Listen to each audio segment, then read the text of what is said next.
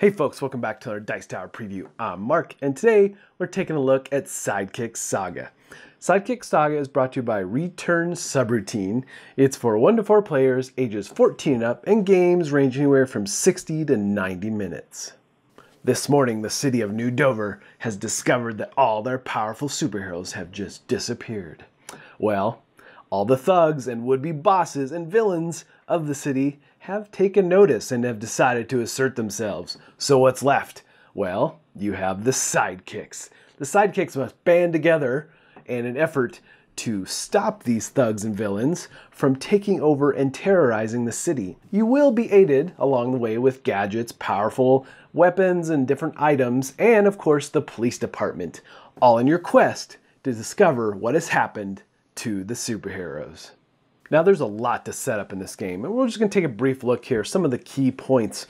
You know, the main thing you're going to be setting up is the villain tree, and based on which comic that you're moving through or experience the story through will determine which villains and how you set up this hierarchy. So you have to move through this villain tree to get to the big boss and win that scenario, or whatever the scenario might call for.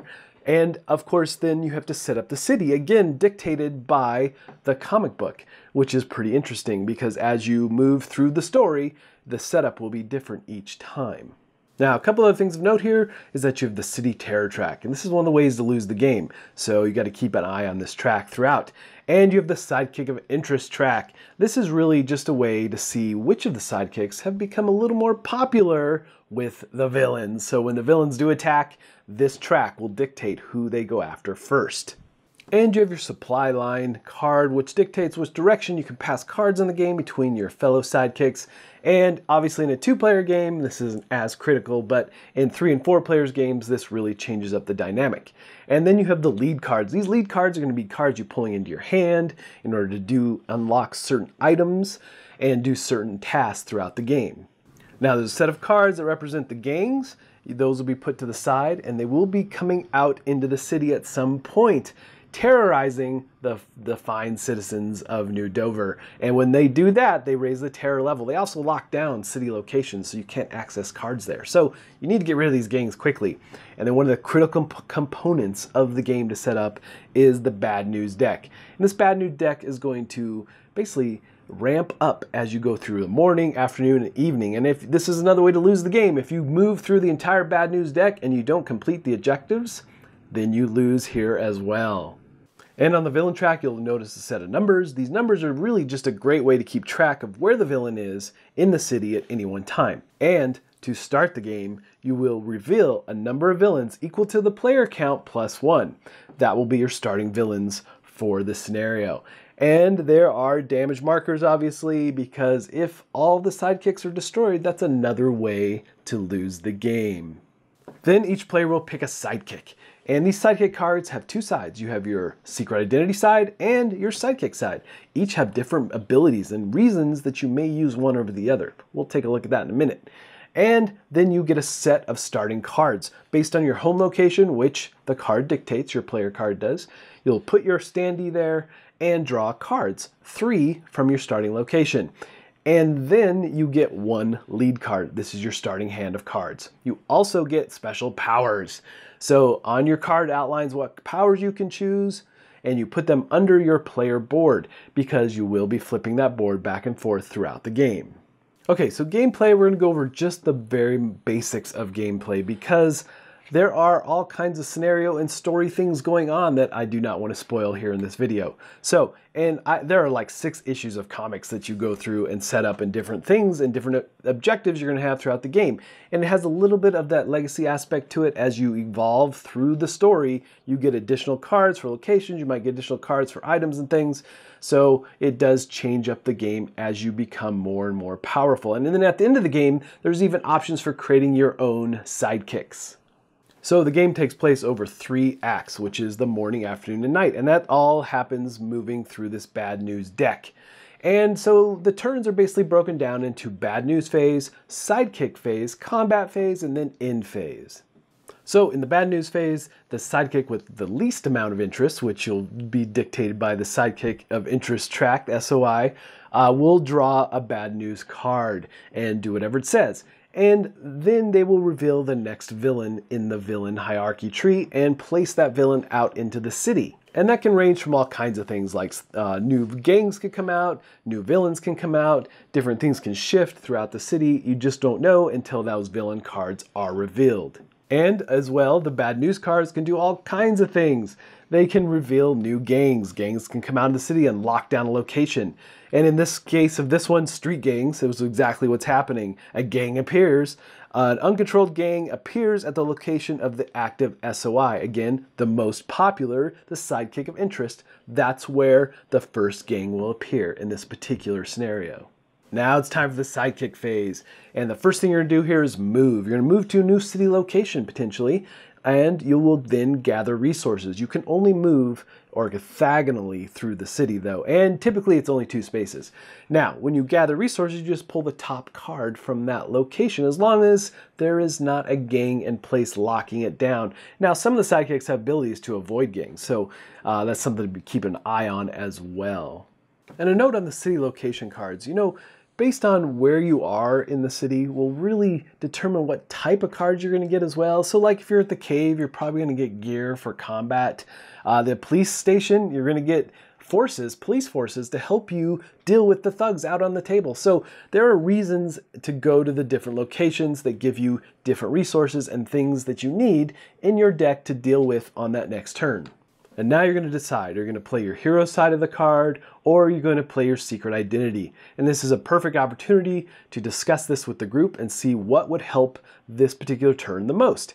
And because all your different heroes or all your different sidekicks have very different abilities based on, again, the secret identity versus the hero side of the card. And then you're going to go through and exchange cards. This is known as the supply lines. And you can, in a 2-player game, you can just exchange cards as much as you want. But however, in 3 and 4, again, the supply lines card will dictate who you can exchange cards with around the table. And now it's time to execute. If you played the secret identity side of your sidekick card, well, the first thing you do is draw a new lead card. And then you can play as many cards as you want on your turn, as long as it is relevant to being the secret identity of your sidekick. And here, things you might be doing is using lead cards to unlock certain items. You might unlock the HQ, which is locked down because it's a security force field around it. So you need lead cards in order to unlock that location, so it gives you a new place to go on the city. Now, if you've chosen to play the hero side of the card, there are 3 options here, and you can only do one of these. The first one, obviously, is to play legal cards in your hand that relate back to you being the hero.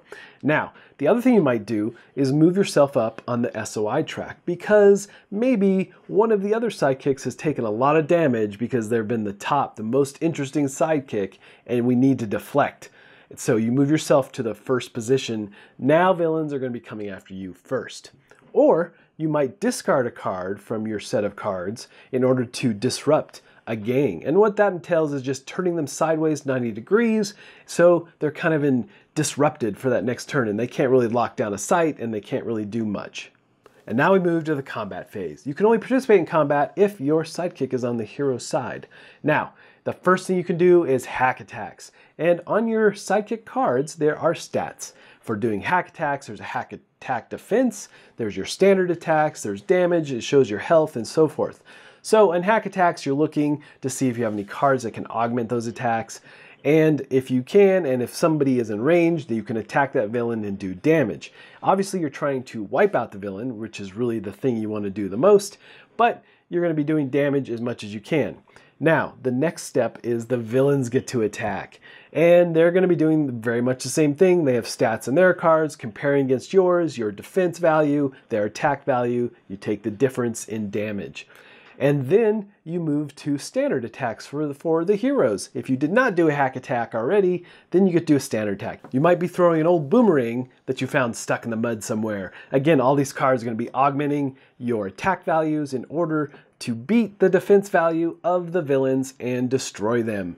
And really, that's the goal, at least in issue 1, is to move through these villains and take out the big boss. And then you move to the end phase, which is really kind of a cleanup phase. The first thing you do is look at however many gangs are out in the city. That will move up the city terror level. But you also have to be mindful of villains that are out. Those villains might be raising the terror level as well throughout the game. So there's lots of ways for that city terror to go up and for you to lose as the sidekicks. And then you will also rotate any gangs that have been disrupted throughout the sidekick's turn. You'll rotate them 90 degrees in order for them to get ready for their next turn, and hopefully you've rotated them enough that they're still in disarray for this next turn. And so the game continues this way until either the sidekicks have been all defeated or you've done the objectives called out in the issue of the comic that you're moving through. And in this case, they were trying to defeat the big boss at the top of the hierarchy here. Now, again, there's multiple ways to lose this, but there's only one way to win. So you have to really work together. And one of the nice things is that during the sidekick turns, everything is working simultaneously. So you're moving through things pretty quickly, but conversation and working cooperatively is key to winning this game. Alright folks, just a reminder once again, this has been a Dice Tower paid preview, and everything you've seen here has been in prototype form. So keep a close eye on the campaign for any changes that still may occur. Now with that said, there's a lot going on in this game, way more than we covered in this video, and based on the cards in your hand will really dictate what you're doing on any one turn. And some of the things that you really need to rely on is using that police force in order to take out the thugs and the different villains throughout the game. They really will help you disrupt and deal with a lot of the gangs and things. So you really need to work together to collect those cards during the supply lines and get people the right cards when they need them throughout the game, and it really does change up those dynamics as you play. So ultimately though folks, if this looks like a game that would be of interest to you, I'm sure they'd appreciate your support. So I think that's it for me, and until next time, we'll see you at the table. Thanks so much for watching the Dice Tower videos. Find more great videos and reviews as well as our top-rated audio podcast at Dicetower.com. You can also find other great shows at Dicetowernetwork.com. I'm Eric Summerer, and you've been watching the Dice Tower. The Dice Tower is sponsored by Cool Stuff Inc., where you can find great games for great prices. Cool stuff in stock. Check them out at CoolStuffInc.com.